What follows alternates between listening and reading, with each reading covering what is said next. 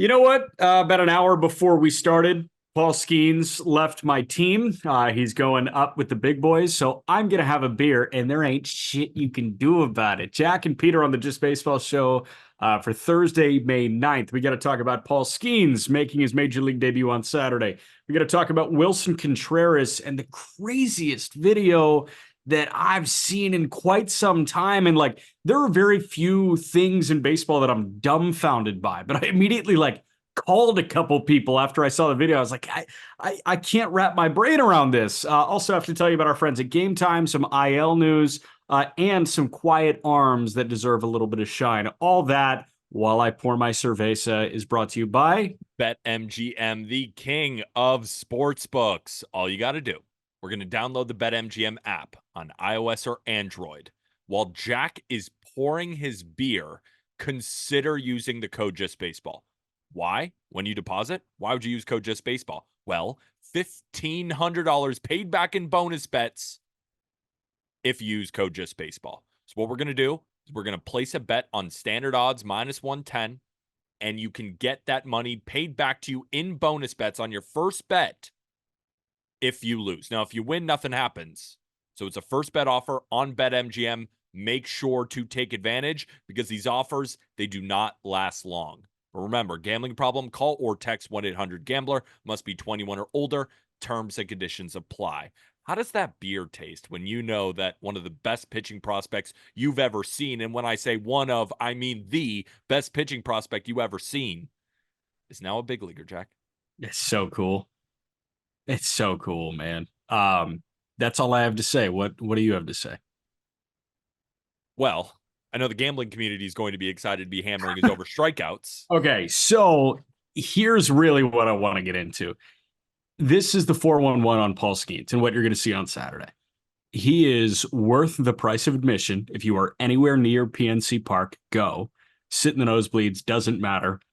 Just make sure you have eyes on the radar gun or the stadium gun and get popcorn because him, more so than any other pitcher that we've got in the game, puts on a show. And I'm not talking theatrics on the mound. I'm not talking, oozing charisma and all that stuff. Like he shows emotion on the hill and you'll kind of see him throw his arms up and smile and all that stuff. He has a good time while he's pitching, but I'm talking sheer domination. He's going to make some of the best hitters on the planet look very, very uncomfortable. And that's what we go to the ballpark to see, man. I go to see tremendous starting pitchers. I'm not going if I'm looking at a couple of five starters and guys that I think are going to be out of the league in 2 years. I'm going to possibly see the big thing on the mound. And this is the next big thing on the mound. If you have access to MLB TV, watch him. If you don't, listen to the game. Just ingest this game on Saturday. How has he changed since he was at LSU? Because when we were watching him in college, he was bullying hitters with his fastball. He was obviously using his breaking ball, but he was mainly a two-pitch guy only because college hitters just had no chance against his fastball. So Aram talked about malleability. You've talked about it too. How he's been able to learn a couple of new pitches, how he's manipulated the slider. You even interviewed him in person. How do you think he's changed from when he left LSU to now taking the mound on Saturday? I think he's a way more layered pitcher now than when you last watched him on linear television. I'm not sure if MLB Network is going to pick up this game, but the last time that a lot of people really watched him was in Omaha, and it was on ESPN throwing in the College World Series against Wake Forest to send him to the championship series and that game of all games, him and Rhett Lauder. I think at that point, Skenes was occasionally mixing in a changeup, but we really viewed him as a two-pitch guy. And I think that's a pretty uninformed way to look at Paul Skenes now. If you are going to look at the data and be like, oh, well, it's kind of two fastballs, so he's really a two-pitch guy. That's not it. He's got two templates that he works off of. You could call it three because I do think now that he's in the big leagues, he's going to mix in that changeup more and more. And that changeup looked like a really good pitch when he flashed it in the minor leagues.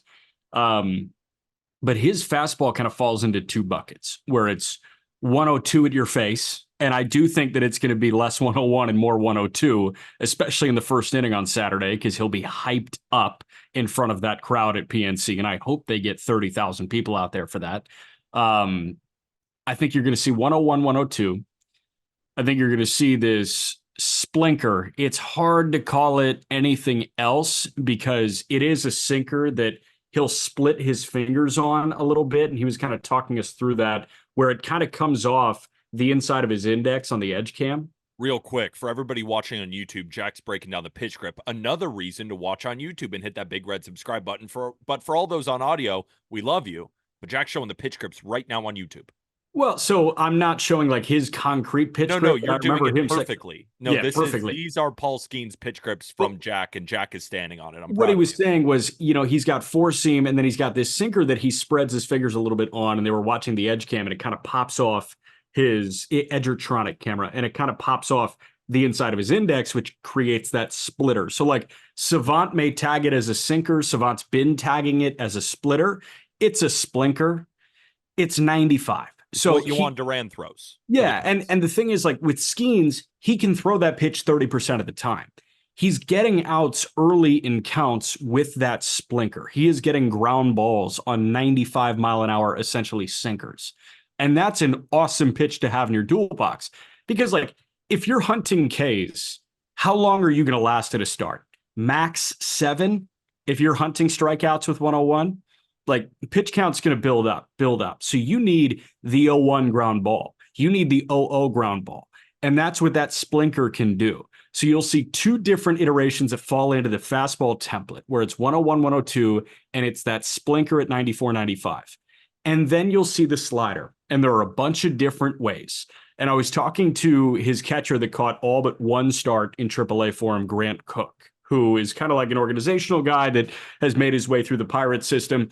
Only start that he didn't catch, Yasmani Grandal caught while he was on his rehab assignment. But Cook was saying, like, he'll call a slider, and he doesn't call cutter or sweeper.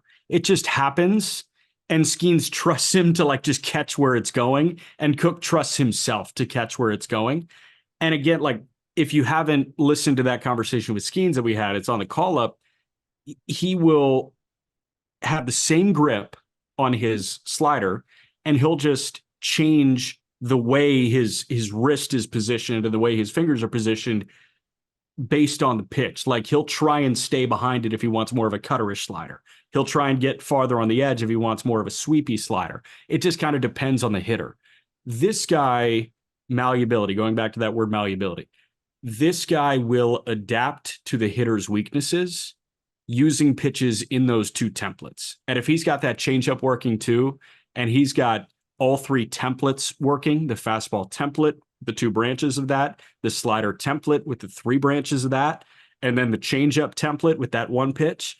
I mean, we're looking at a guy that is essentially throwing 5 pitches at a very, very high borderline elite level. Well, first of all, incredible breakdown.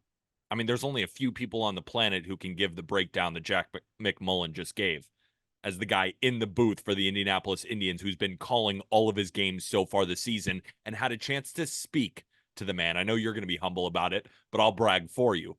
So, what was your favorite memory? Because you're never going to be able to call him again in the minor leagues. The moment he steps on a major league mound, when you're in a big league booth one day, not if, when, then you'll get another chance to call him. But for now, there's no shot he's going back down to the minor leagues, right? There's no way, unless they want to manage his innings like the Marlins are doing. Now all their guys are injured. We'll talk about them in a second. What's your favorite memory from Paul Skenes, calling him so far? Do you have one? I don't know. That's tough. He bullied Lars Nootbaar. First, I think it was first inning of his first start at home. He started in Louisville, start one, and like, that was great, but there were a lot of, kind of essentially quad A guys in that lineup. Him taking on a rehabbing Lars Nootbaar and blowing heaters by him was like very funny to watch in real time, because then it is concretely proven that shit's going to play at the highest level of our game. Yeah. Like, okay, it's one thing to go and get, like a Jose Fermin or someone like that. It's another thing to go and get Lars Nootbaar. And he got Lars Nootbaar, and he made him look silly. So on field, it's probably that. Um, I will tell you, there is nobody that handles their business like Paul Skenes. Mm. And this guy has a celebrity status that is greater than I think anybody that's really ever come through minor league baseball. And I don't think I'm being hyperbolic when I say that because we are in the era of social media. His girlfriend is the biggest star on these platforms, and he is being clipped and distributed every time he throws a fastball. Yeah. Like there is nobody that is more present in the baseball world than Paul Skenes when he pitches. Maybe DeGrom when DeGrom was killing and was like competing with Bob Gibson that one year in New York in what 21 or something. Um, I think this guy handles that, handles the pressure, handles the status better than you could ever imagine anyone doing it. And he is as regimented as anybody that I've seen operate.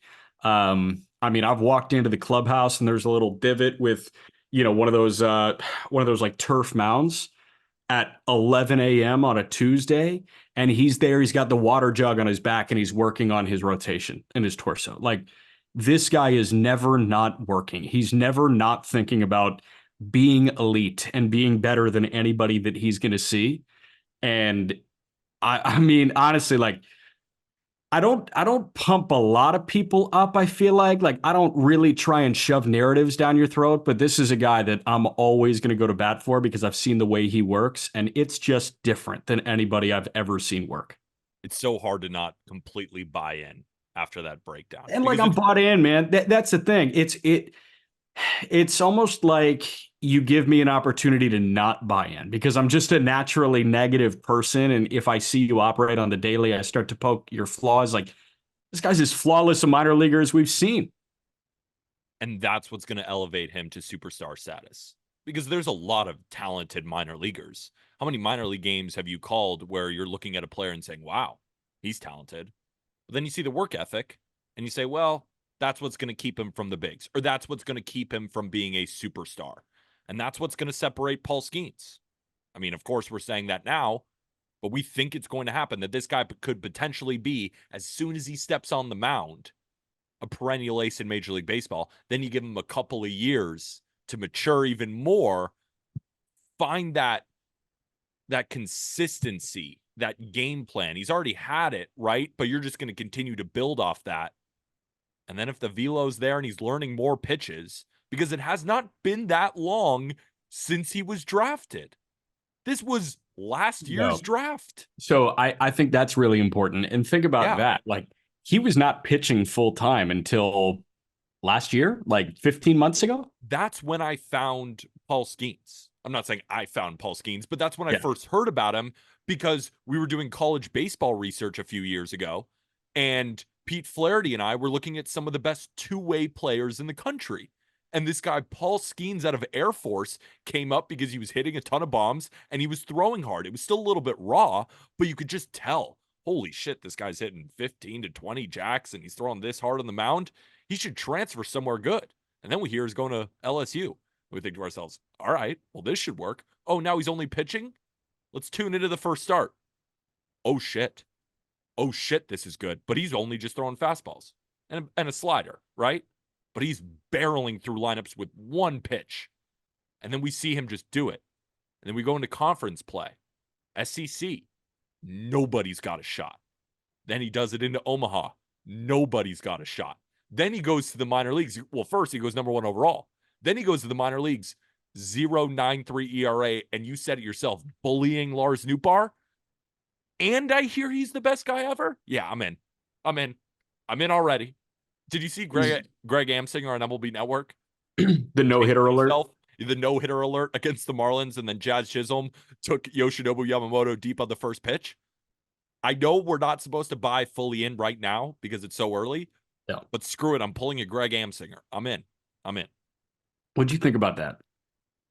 I thought it was hilarious. I thought it was pretty funny. I thought it was It hilarious. was pretty funny. Like, people are like going at Greg Amsinger. No, Like, don't do that. I thought it was pretty like, funny. Whatever. It's such a funny little gag. Just make fun of it. People will forget. People get so angry on the internet. Also, I'm so out on the announcers jinx. Like I'm so out on it. Well, because you're an announcer. I personally, me not in the booth, I'll have thoughts in my own head that I don't even say out loud. And if it goes the opposite way, I'll say I jinxed it. Dude, no, it's all timing. Like he just timed it at the wrong time. I can appreciate it because it was great television. Like I really enjoyed that. So the people that are saying announcers jinx hit him in, Yoshinobu Yamamoto is not watching MLB Network literally half a second before his first pitch of the game. Then you explain how he gave up a home run on the first pitch, because how else Because would he? Jazz was first pitch hunting and he got a heater middle. Yeah, but that's not as fun to believe. It is not as fun to believe. You're So spot yeah, on. I'm trying to smile. You said you're a negative person. Just start believing things that aren't true that are fun. You're right. No, I should start doing that. I think that's actually a recipe for success. I agree. Anything else on Skenes? I don't think so. I'm excited. I think it's Skenes and Javier Assad on Saturday, which is awesome. That's an under. I That's like the gonna lens you look at this. Notice how I cut you off as soon as you said the gambling community's excited. Just like I'm just trying to get winners right now. That's all I'm trying to do. It's the only thing locked in my head. I understand. Unfortunately, not big W's for Willson Contreras and the St. Louis Cardinals right now. I was floored, like jaw on the floor. And again, I don't react like that to many singular plays. Like I was just so dumbfounded watching the side replay at how close Willson was. And if you haven't seen it, I'll save you the video. Willson Contreras has been told by Cardinals staff that he should be getting a little bit closer to the plate to help him frame the low pitch, pull the low pitch up. He was like on top of JD Martinez. Yeah. And Martinez has a swing that like starts its move through the zone like very far back. I mean, he's got one of, I don't want to call it loopy. Arm would have the right word, but like he's got one of the efficiently longer swings in baseball. Like he starts it farther back. And then on top of it, he's all the way at the back of the box. You see his back foot. It's half of his foot is in the box, half of his foot is outside of it. And it makes sense. They're trying to catch up to velo. So that's the thing. It's the perfect storm. Like hitters are as far back as they ever have been because pitchers are throwing as hard as they ever have. Yep. And catchers, I'm sure, are going to start getting closer than they ever have been because we're talking about the necessity of framing. This is going to continue to happen. I think this is the first of many. I don't think so because that was like a very not smart place to crouch for Willson. But again, like if you haven't seen the video, don't go watch the video. Essence is JD, as he was swinging, as he was starting to swing, he swung and made direct contact with Wilson's like lower forearm, upper wrist on his receiving hand, on his left arm. And it's an arm fracture right away. Like that was clear as day. And he got hit with a wooden stick, if you think about it. Yes. Swinging as hard as he can, JD Martinez, power hitter, straight to the arm. The reason I said that I think this is going to continue to happen is they're going to tell catchers to keep moving up. And hitters, Paul Skenes is coming up. Where do you think they're going to be in the box? The way back. They're going to be like catch it out in front. They're going to be like in bench warmers, the guy eating sunscreen. Don't chop at it. It's not a sword. Yeah. Just sitting behind the catcher and swinging. Howie. Be Howie, a lot of back injuries. How can you say that this won't continue to happen when catchers are being told to move up, hitters are being told to move back? Maybe not like JD Martinez said, I hit meat, which I thought was like hilarious. Yeah, that was kind of a pause thing in a serious moment. It was like, you said the word meat a lot. I don't even mean to laugh, but I was watching him speak. And when he said that, the person interviewing him, you couldn't see their face, but you saw like the mic drop a little bit. It was just like, wait, pause. Did you mean pause? I caught meat. I hit a lot of meat. It was tough. It was like, as soon as I read the transcript and I was like, that's not a good word choice here, given this severity of the situation. Who played Howie in the Benchwarmers, you know? I don't know the actor's name. Nick Swardson. Are you much of a movie guy or no? Yeah, I'm a movie guy. I'm much better than Aram. Aram's a moron. I know we've talked about kind of your lack of pop culture, but like Aram, if I asked him that question, he'd be like, no shot. Yeah, I'm getting better. I would say I know who you're talking about. I didn't know it off the top of my head. Got you. But like, yeah, you're good on like John Heater, David Spade, like all that I know stuff. David Spade. Grown Ups too. Grown-ups Easy. 1. I said grown-ups 2 first. Um, what does this mean for the St. Louis Cardinals? Like, it's a weird question to ask. Obviously, hope Willson can recover quickly, but this is something that is going to take a long time. He just broke his arm because, like you said, he took a wooden stick to the arm and it broke it. Paul Goldschmidt does not look right at all. Did you see the swing that was clipped and put out of him swinging at a ball like midway through the lefty batter's box? I didn't see It, that. it- they are they're in a really bad spot because they are an old team. Their young guys are not ascending to superstardom the way they need them to. The middle age regime is done. Tyler O'Neill's in Boston. Dylan Carlson is kind of a nothing burger at this point. I know he's been hurt, but I mean, man, it just feels like the Cardinals are in a really tough spot right now. How do you go about this season and moving forward? I mean, it's a loaded question. And we talked Yeah. about it on the mailbag episode. They can't really rebuild right now. I think Cardinals fans, they're in a tough spot. Cardinals, tough spot. Because what are you going to do? Sell off Paul Goldschmidt? He's a free agent after the year. How much do you get for him? Nolan Arenado. He would get traded for. People would definitely be interested.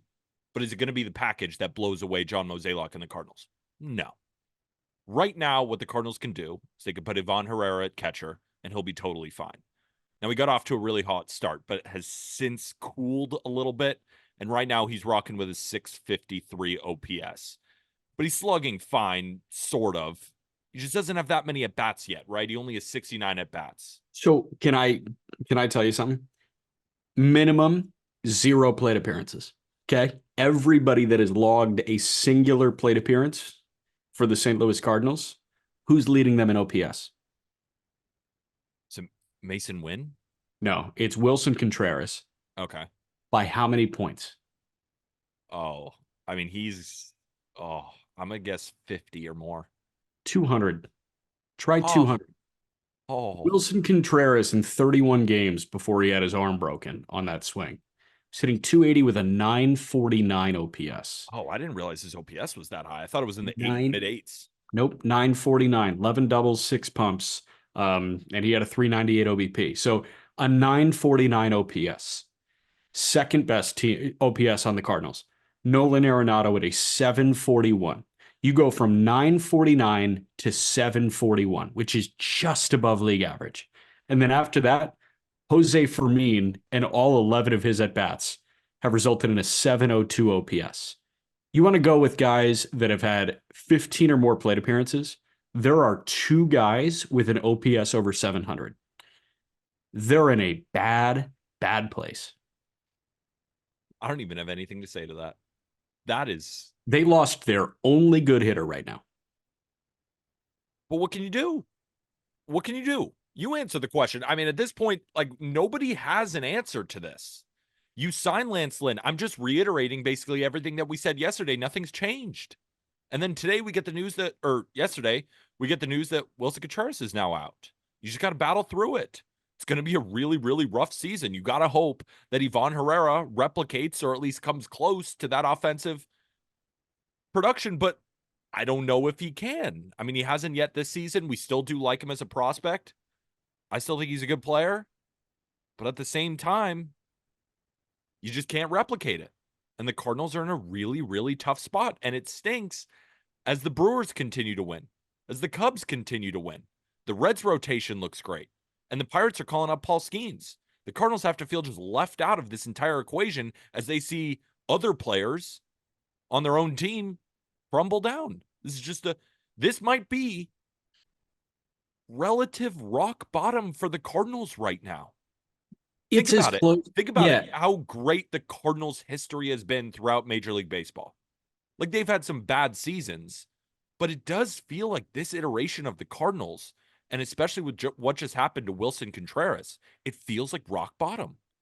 it's as close to rock bottom as perennially great organizations get. Exactly, right? This isn't the Rockies or the White Sox or teams like this. Like we're comparing you as the second best team in Major League history. Frankly, This has to feel like somewhat of that type feeling. frankly, I view them on the same scale as the Yankees, the Dodgers, the Red Sox. I do think the Cubs are not even on the scale of the Cardinals because the Cardinals have figured out a way to be great across 2 decades. Yeah.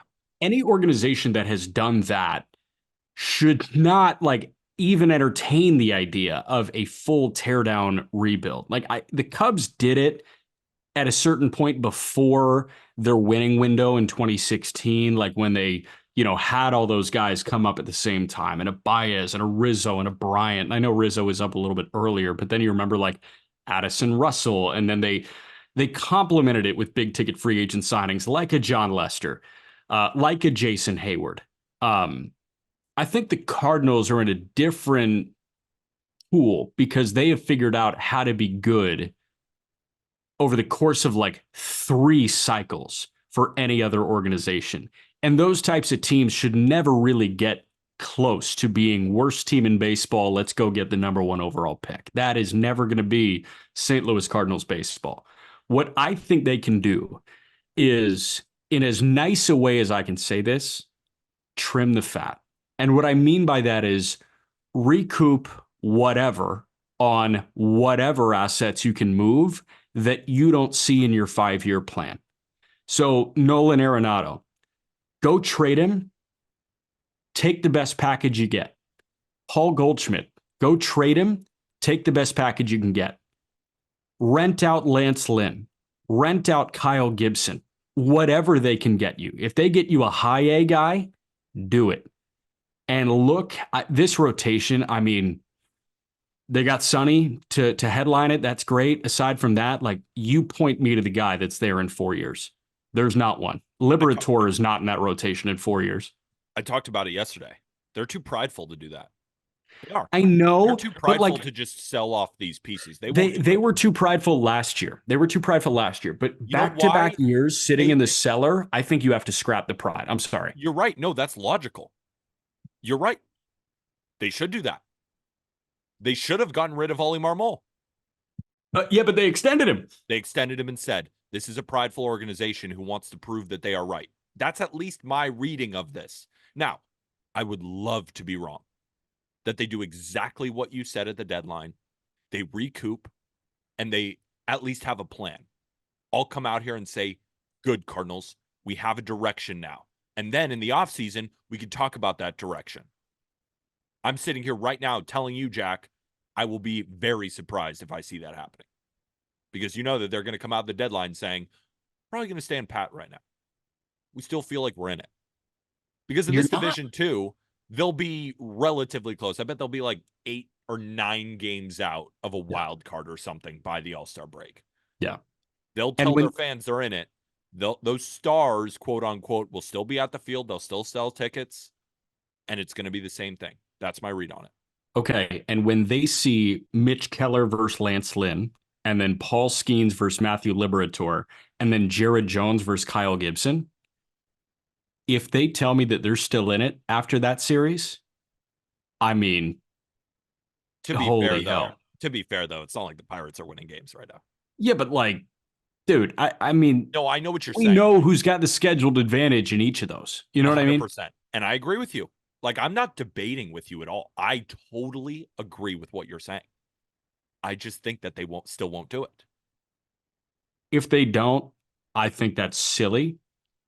And man, like, if Dylan Carlson is still on this team after the trade deadline, I mean, idiocy. You're also selling low on him, so low. I mean, what are you going to get? But like, dude, is he going to get high? Are you ever going to be able to sell like a nice improvement? Where's the improvement coming from? But that's the thing. Then that GM on the phone is going to say exactly what you just said. Yeah. What really are we getting? I'm not going to give you a good prospect. Give us 2 complex guys. The Cardinals are going to sit there saying, well, we think Dylan Carlson is better than that. How dare you say that? We're not trading him to anybody. Well, that's a huge mistake. I'm just saying. That's what I think is going to happen. And I think that's a huge mistake. I agree with you. We're going to get to some IL stints, new IL stints here in a moment. But before that, I want to tell you about our friends at Game Time again. We've all found ourselves in a situation somewhat similar to this. You see that there's a great pitching matchup that you're willing to drive an hour or two for. Say you live even in Philly and you're like, you know what? Let's get in the car. Let's go to PNC on Saturday and go see Paul Skenes. Or maybe a concert that just popped up out of absolutely nowhere. So you go scanning for tickets and there's roadblocks everywhere. No good deals, nothing at the last minute. List goes on. Let us fix that for you with Game Time. Game Time is now an authorized ticket marketplace of Major League Baseball, which makes getting tickets even faster and easier. Prices on the Game Time app actually go down the closer it gets to first pitch. You get killer last minute deals, all in prices, views from your seat, and their lowest price guarantee. Game Time takes the guesswork out of buying Major League tickets. I personally have had a great time with Game Time. I know you have had a great time with Game Time. Take the guesswork out of buying tickets with Game Time. Download the Game Time app, create an account, use code JUSTBASEBALL, all caps, no spaces, just baseball for $20 off your first purchase. Terms apply. Again, create an account, redeem code JUSTBASEBALL for $20 off. Download the Game Time app today. Last minute tickets, lowest price, guaranteed. Bang. Bang. IL stints, shall we? We shall. Couple we got to go over. The Miami Marlins, Edward Cabrera hits the shelf with the right shoulder impingement. Christian Encarnacion Strand of the Reds has a wrist fracture. He's out 4 to 6 weeks. Dane Dunning has a rotator cuff strain. Jorge Soler has a shoulder issue. And Evan Phillips has a mild hamstring strain. Welcome to baseball, where guys are in and out at all times, soft tissue everywhere. I want to start with the two pitcher shoulders. Edward Cabrera, is this anything new? This is what, second IL stint? I saw Craig Mish put it out, like second IL stint in 3 months. It does stink because when Edward Cabrera is on and he's commanding the baseball, he is downright nasty. And that's why he's going to continue to get chances, whether it's with the Marlins or with another team. The stuff is phenomenal. We see the 90-plus mile-an-hour changeup routinely on Pitching Ninja. The thing is, he can never stay healthy. And then when he's not commanding the ball, that's why he's got an ERA, in the 6s right now? I don't know if you have it in front of you. But it was better when he was on. When he's off, it can get really bad, really fast. And he's just injured too much. And it makes sense. We talked about the highest velocity pitchers in Major League Baseball, how nearly all of them are on the shelf. Edward Cabrera is routinely in that mix. And it just stinks to see because the Marlins have already lost Yuri. Braxton Garrett is actually great in rehab assignment. He just got reinstated. That was the corresponding move. Perfect. He's back. That's a big get for the Marlins. He's been looking great. Who else? Luzardo was on the IL. Do you remember on the IL? Remember that Alcantara guy as Tommy John? Yeah, well, he wasn't even starting this year, so I just assume. But yeah, I mean, I'm counting on 4 fingers under my desk right now. I mean, that's a rotation on the IL. Yeah. And now it's like Sixto and Roddery Munoz. Well, it's not Meyer. It's not Meyer because Meyer needs to throw low pressure innings in Jacksonville. Even though he's legitimately throwing tons of pitches down there. It makes no sense. This organization has no idea what they're doing. But, I mean, you can't blame them for Edward Cabrera getting injured. You can't really blame them for all of these pitchers getting injured. You're giving me a face. Do you blame them? I don't know, man. I mean, at some point, you don't not blame them. You don't not blame them. A pattern isn't always coincidental. Like, that's what I'm going to end at. I got nothing to say to that. Yeah, I mean, just like let that marinate for a minute, man. Like, I'm not blaming the Marlins, but at a certain point when everybody and their brother is hitting the shelf, you got to look at yourself in the mirror. Edward Cabrera, you said when he's landing strikes. He's started, 5 games so far this year? Guess how many times he's landed the ball for strikes? Once. And guess what that start looked like? His season debut went 6 innings, a 1-run ball, 10 Ks, 1 walk. He was awesome. And then after that, 5 innings, 3 walks, 3 earned, 4 1/3, 5 earned, 2 walks, 4 innings, 4 walks, and 4 earned, 2 innings, 4 earned, 4 walks, and a hits batsman. This is what he does. Like, he's going to show you a flash of 2-3 starts in a row, maybe even just one at a time where it's like, we can't move this guy for anybody. But then he puts together 8 starts where he walks 4 guys per outing. And you're like, oh my gosh, I can't bear to watch him. So God bless anybody that trades for him. I kind of like watching him sometimes, though. Okay. It's an exciting game. You like the roller coaster. You know what? You You would love if the roller coaster had a faulty seatbelt, wouldn't you? I think I would. Yeah, live on the wild side. He's an anxiety riddled pitcher. He just Yeah. makes you feel he's like, what's gonna happen Okay. now? It's almost like a scary movie. Did you watch Uncut Gems? Yes. You loved it? Loved it. I hated it. That's Really? such an anxiety inducing movie. Love I that movie. hated it. I hate watching Edward Cabrera throw. You loved Uncut Gems. You love watching Edward Cabrera throw. It makes sense. Those two things. That's a personality trait of mine, 100%. Okay, cool. So Edward Cabrera is the Uncut Gems of baseball. That's a good one. Yes. That's I like that exactly comp. correct. How about Dane Dunning, who is the exact opposite of Edward Exact opposite Cabrera? in every way. Who's He also hits, performing really well right now. yeah, but he So hits the shelf with a rotator cuff strain. Dunning was so vitally important. They went and got Lorenzen to kind of help them get through the All-Star break. Jack Leiter is now going to be very important to help them get through the All-Star break. He started game 2 of a doubleheader in Oakland against old friend, former Indianapolis Indians right-hander Osvaldo Bido, who made his season debut with Oakland. But Leiter at this point, through 2, has allowed 2 runs. Great. Leiter, 2 innings, 3 hits, 2 runs, 1 K. And he did allow a homer. It was a 2-run shot to Shea Langoliers, his 9th on the year. They need Leiter to be good, yeah, bad. they do. Luckily, John Gray has slid in and looked really good. He has an ERA in the mid twos through 39 innings.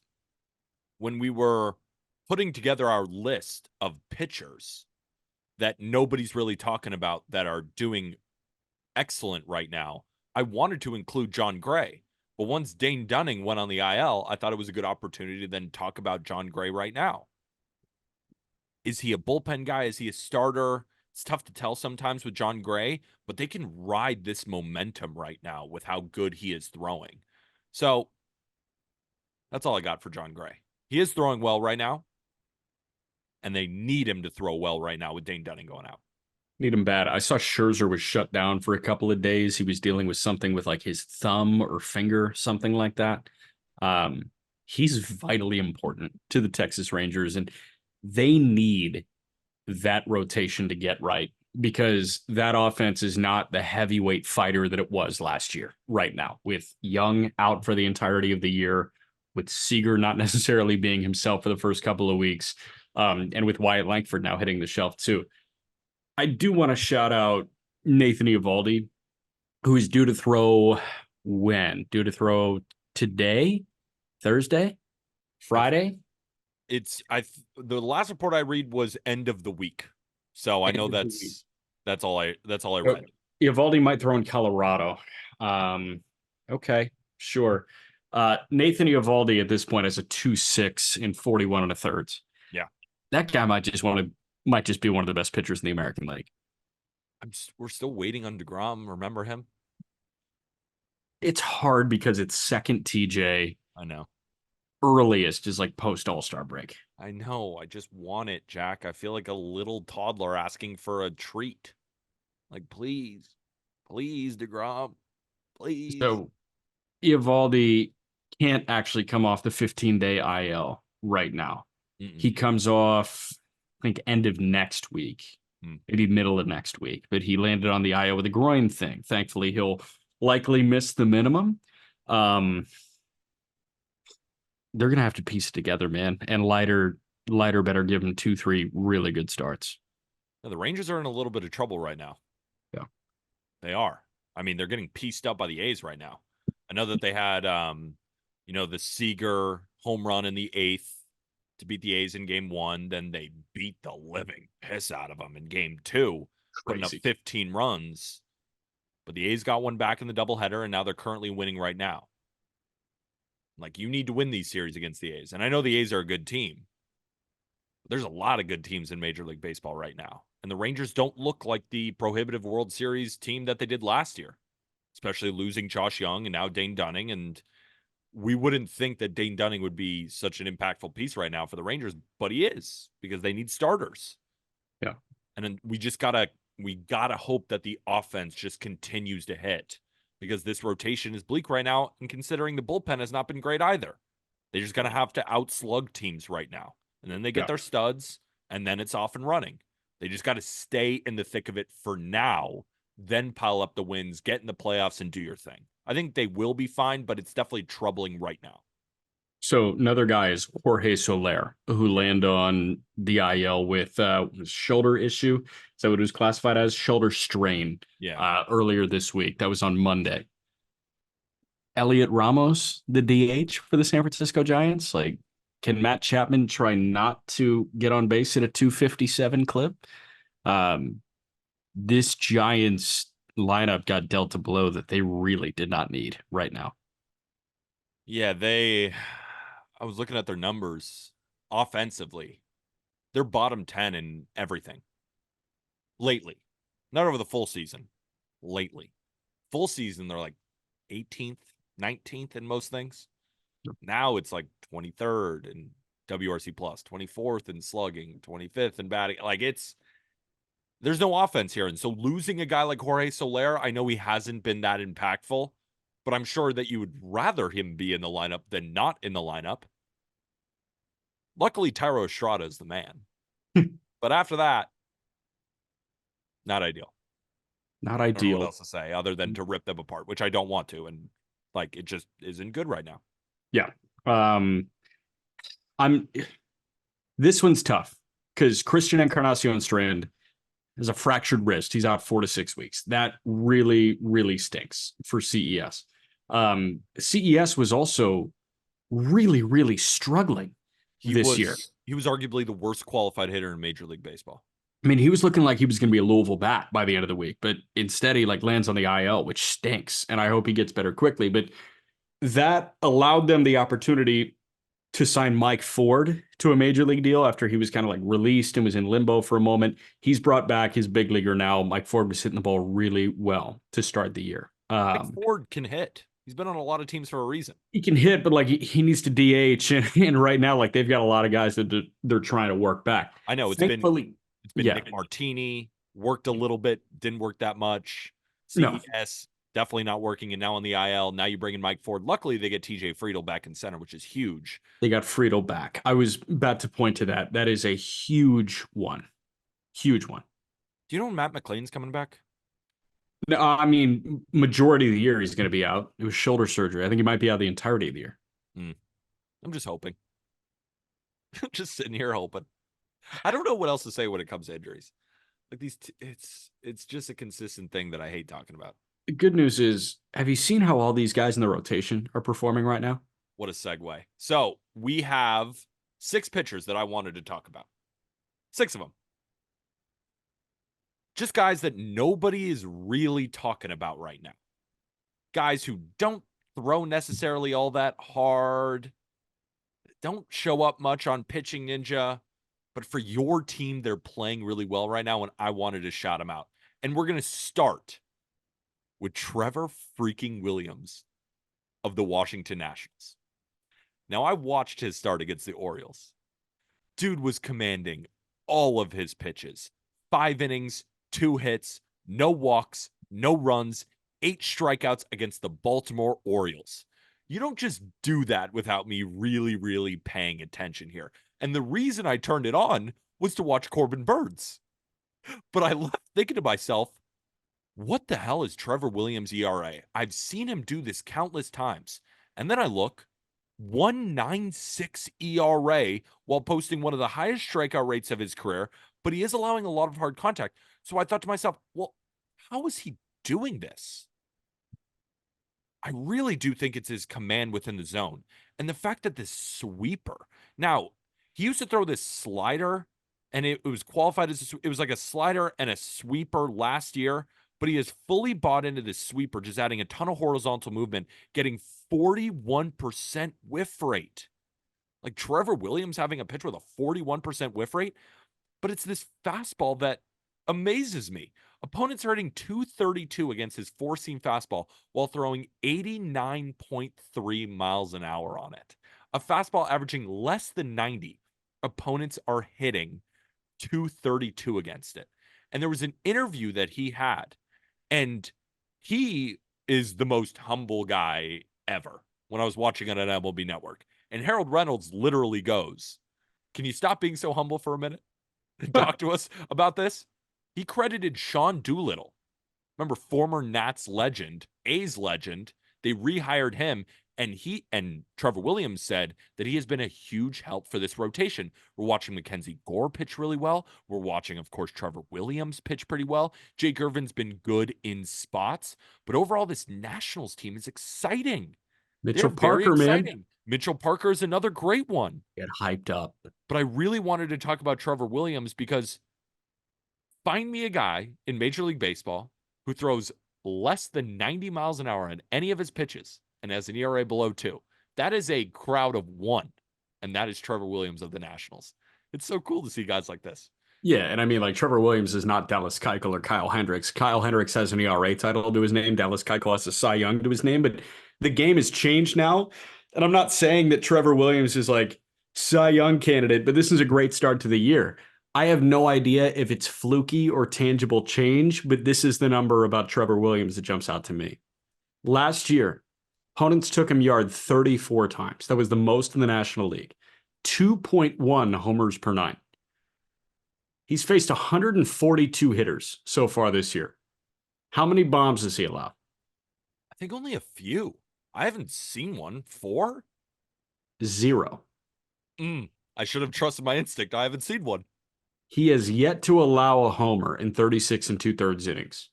Mm. He allowed 34 last year, which led the National League. Home run regression. It's one of those things. It's not sticky year over year. We saw what Garrett Cole looked like when he was giving up a bunch of bombs. We saw Spencer Strider put up a 3.86 ERA with a bunch of bombs. Sometimes balls just leave the park and you can't really control it. That's why we have underlying metrics to look at. Yep. But Trevor Williams has been objectively awesome. Another guy. Now, this guy doesn't make the under 2 ERA club, but for a guy who also averages 89.2 miles an hour on his four-seamer, Tyler freaking Anderson of the Los Angeles Angels. Now, I don't know how much longer it's going to last. We're looking at a 5.00 expected ERA because he's not striking anybody out, and his walk rate is a little bit high. But I wanted to talk about him while we can because he is dominating to the ERA of a 2.74 with a minuscule hard hit rate. It's just been really tough to barrel this guy up. Now, I watched his start against the Pirates, and the Pirates, Edward Olivares hit that grand slam. But other than that, he was dicing through them. That's why he still went 6 1/3 innings while giving up 4 runs. But if you look through his game logs, started off really hot, and there really hasn't been any blowups, and he's eating innings now for an Angels team who desperately needs it. And the changeup is garnering a 38.5% whiff rate. Very similar, and the way it grades now metrically, to 2022 when he dominated for the Dodgers. But then he got shipped out of town. Then he was really bad for the Angels, and people kind of gave up on him. But this 34-year-old, he knows how to pitch. And I just wanted to shout him out because I thought he's looked really awesome. 2.74 ERA for Tyler Anderson on the Angels. So Shota Imanaga's fastball is the best pitch in baseball by run value. It's got a run value of 11 right now. Tyler Glasnow's four-seamer, Corbin Burns' cutter, we talked about this last week, both have run values of 9. Tyler Anderson's changeup is the 16th best pitch in baseball. It's tied for 15th in baseball by run value at 6 right now. So he has one of the best pitches in baseball. And the good news for Tyler Anderson is he can throw that off the fastball 35% of the time and be just fine. And this is not new. He threw it 34% of the time last year. Now, opponents hit 300 against his fastball last year. They're hitting 226 at this point. The pitch that I'm doubting is not the changeup by any stretch. It's the fastball. It's the heater. It's the heater. And if anybody is going to like keep this changeup performance going, it's him. But if anybody's going to lose this fastball luck, it might be him. And just to put it in perspective, we just talked about Trevor Williams. They both throw the fastball around 40% of the time. Trevor Williams is 36%. Tyler Anderson is around 41%. And they both average 89.2 or 89.3. The metrics on Trevor Williams' fastball, 296 xwOBA. Quality of contact against it is fantastic. To put that in perspective, Tyler Anderson, 421 xwOBA. So we're basically looking at a fastball for Trevor Williams that's 89 miles an hour that nobody's hitting hard versus Tyler Anderson's fastball that they are. But right now, this is why I wanted the time to talk about him. He's shoving and getting ground ball outs. Respect Tyler Anderson. Respect Tyler Anderson. We're working up the food chain here on velocity up to Reese Olson of the Detroit Tigers. Another great outing against the Guardians and a Guardians offense that has been really, really hot. Lowered his ERA down to 2.52. It was 2.70 going into this outing. All the peripherals look good. He's striking out guys. His walk rate's okay, not great, but it's the 80th percentile ground ball rate. 2023, 42%. This year, 51%, which puts him in the elite ground ball pitchers in Major League Baseball, the top 20th percentile. Now, he's given up some hard contact, but again, it's going straight into the ground. He's able to command within the zone. And if we're looking directly at his pitch mix, he's got another fastball that's really working, right? Opponents are only hitting 194 against it, but he has two pitches, two of them that he throws north of 20% that both are garnering whiff rates over 40%. So he's got two breaking balls that he can go to in any count. He's got a fastball that he can locate. And then if you're able to make contact with any of those pitches, half of them are on the ground. This is a real recipe for success and a guy that should be a staple in the Tigers rotation moving forward. I really do think that. I know that sounds crazy, but he flashed this potential last year, and he is just carrying it over into this year, and he's arguably been the Tigers' best pitcher outside of Tarek Skubal. Yeah, Skubal, absolutely. Yeah. Yeah, it's an interesting one because you kind of forecast what things are going to look like even to break camp next year, and Olson is looking like the 4 at that point, right? Because it's Skubal, Casey Mize is probably slotted in there, Job is slotted in there, and then you've got Olson, and we'll see what not Matt Manning, I guess Matt Manning, but like you'll see what Ty Madden looks like in AAA. He had a rough AAA debut, but he looked really good in AA. You're not building around Kenta Maeda? No, I'm good. But like Olson, I think what's making him great right now is he's got guys playing the guessing game. And yeah, like he's not getting swings and misses on the four seamer. You mentioned the whiff rate, like 45% on the slider, 50% on the changeup. He's throwing the four seamer and he's got like a 9% whiff rate on it right now. But the thing is, he's only throwing it 25% of the time. Yeah. 75% of his pitches are four seam slider changeup. And you're seeing each of them 25%, 25%, 25%. So you can't gear up for one pitch and adjust otherwise because he can give you anything in any count. And those guys are successful. We're watching Javier Assad throw to a sub-2 right now because he can give you anything in any count. He has 4 pitches of his 5. Opponents are hitting under 200 against 4 of them. Yeah. And you never know which one is coming. I love that you said that too, because you look at, well, is he mostly going to righties or is he mostly going to lefties? He's throwing everything to everybody. And you never know what's coming. And then you just ground it straight in the dirt. He'll kitchen sink it. Now, I'm worried about the outing where he doesn't have one or two of those working, but so far, so good for Reese Olson. Of course, like, if he has a couple of blow-up outings, what does those look like, though, for Reese Olson? Because it hasn't really shown up yet. Does he finish with like a 3.6 ERA? Right? Like his expected ERA for the rest of the season is 3.55. If we get a guy throwing 160 innings this year at a 3.55, we're looking at a really good pitcher, are we not? He had a blow-up second start of the year in Pittsburgh, 4 1/3, 9 hits, 6 earned. But since then, I mean, like, he's been all systems go. I do think the blow-ups are going to come, and I think we're talking about a guy that is in the mid-4s, low to mid-4s. But I'll take that guy on the back of my rotation 8 days a week. But I also have no reason to believe that he's going to be in the low 4s.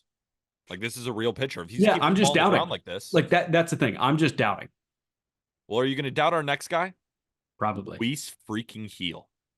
Yes. Luis Heel of the New York Yankees is everything that Edward Cabrera wishes he could be. Bingo. 2.92 ERA, 3.09 expected. It has been a literal joy to watch this man spam four-seamers at a 58% rate going after guys. You throw a pitch, 58%, nearly 60% of the pitches that you throw are four-seam fastballs, and major league hitters are hitting 137 against it. But the thing is with Luis Gil, he's effectively wild. So there are a lot of times in hitters' counts, right, where he's 3-1 or 2-1, and he's got to get back in the zone. Hitter knows the fastball is coming. Luis Gil knows the fastball is coming. Every fan in Yankee Stadium and watching on TV knows the fastball is coming. And yet, he's only allowed 10 hits so far on that pitch, and he's thrown it 387 times. The changeup, filth. Opponents are hitting 133 against it. Throws it 90 miles an hour. And then he has a slider. Opponents are only hitting 174 against it, and that's his biggest whiff pitch. But every single one of his offerings is garnering at least a 25% whiff rate. I would love if he could mix in some sort of loopy 12-6, because the speed windows, we're looking from 96 to 86. It's 96, 90, 86. That's a four seam, a changeup, and a slider. I would love to see that fourth pitch come in, but still operating with these three pitches, going after guys. I know the walks can be worrisome, but you just can't hit the guy. Like, it's the constant 6 innings, 2 hits, 2 earned, or 1 hit, 1 earned, and it's on a home run or something. He's going after guys. And that's who I want kind of in the back of my rotation, a guy who can lead you to a win, or just straight up, we're going to have to hit because Luis Gil just gave up a ton of runs today. Like, this guy is so exciting. He's not Edward Cabrera with the anxiety-riddled start, but he's got an element of that. And that's when you could be effectively wild, not just you have no idea where it's going. Luis Gil went from a guy who was just spraying to much more in the zone with that electric stuff. He's been a joy to watch.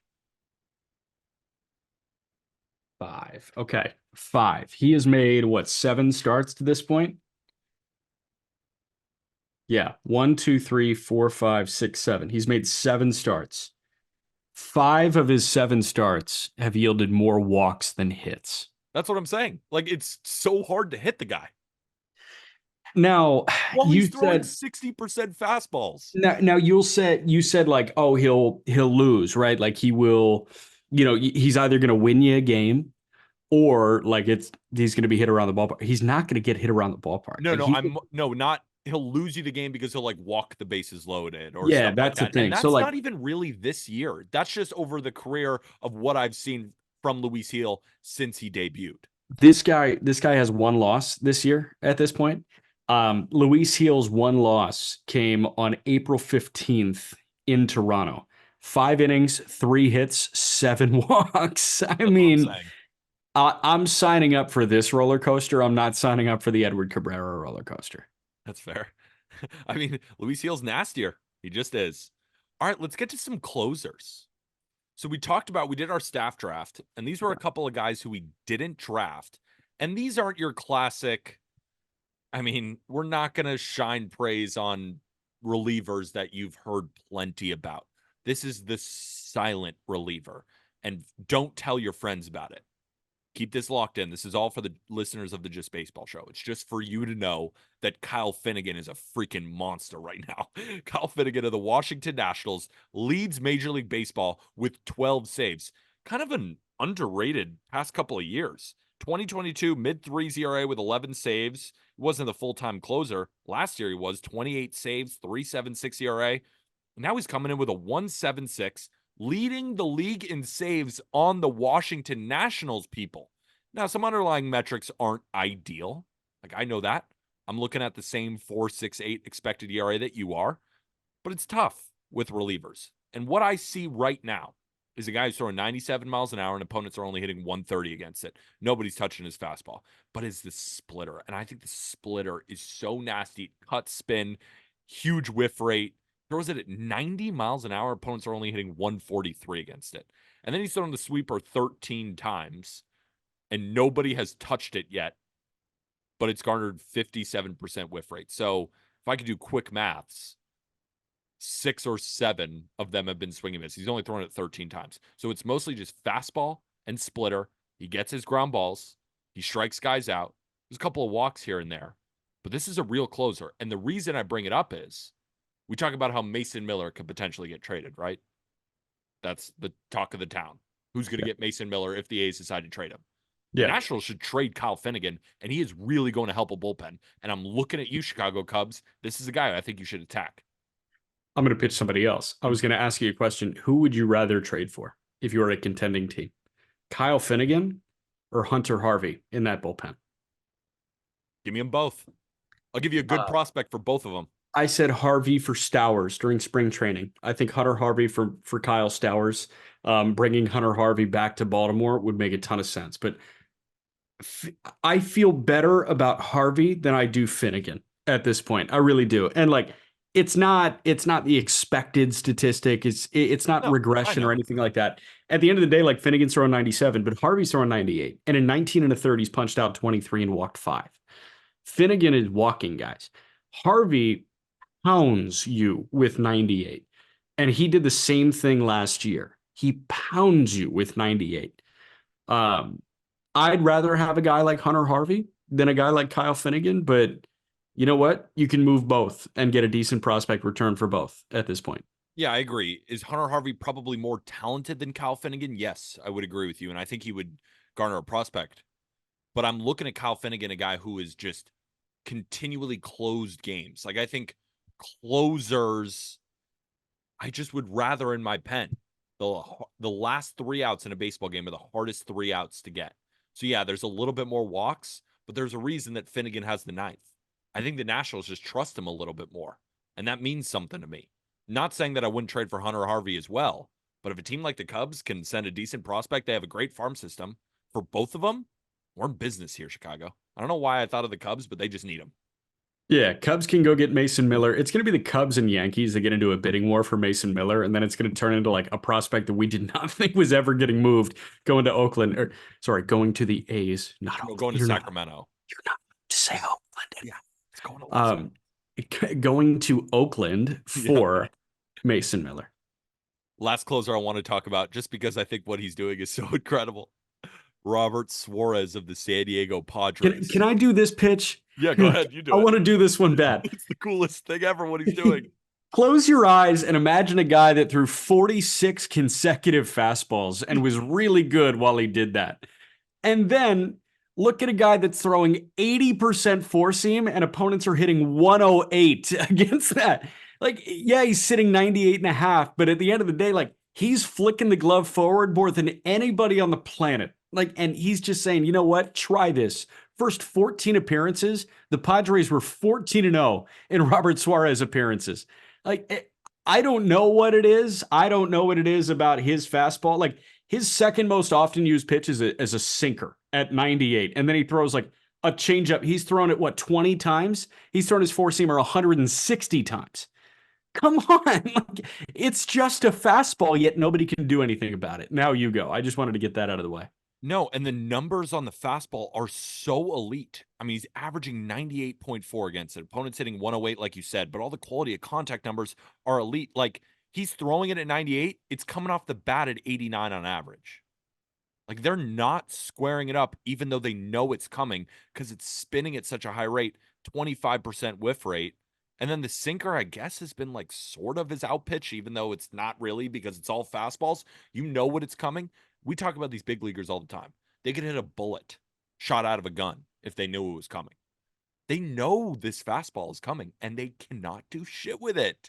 Yeah. It's one of the most interesting pitches in Major League Baseball. I got to see it perform more to call it one of the best.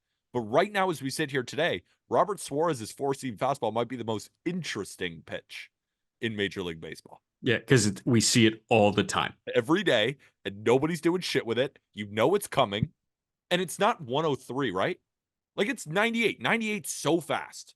And he's touching triple digits. I get it.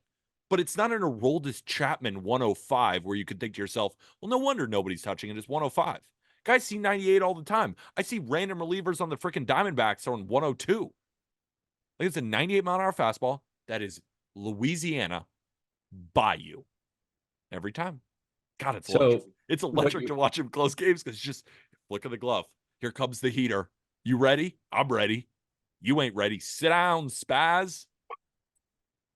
I was thinking about the year, and it was 2021 and 22 for Matt Whistler, who is throwing his slider 90% of the time, That's 90 to awesome. 91% of the time. It's like, hey, I'm just going to do this.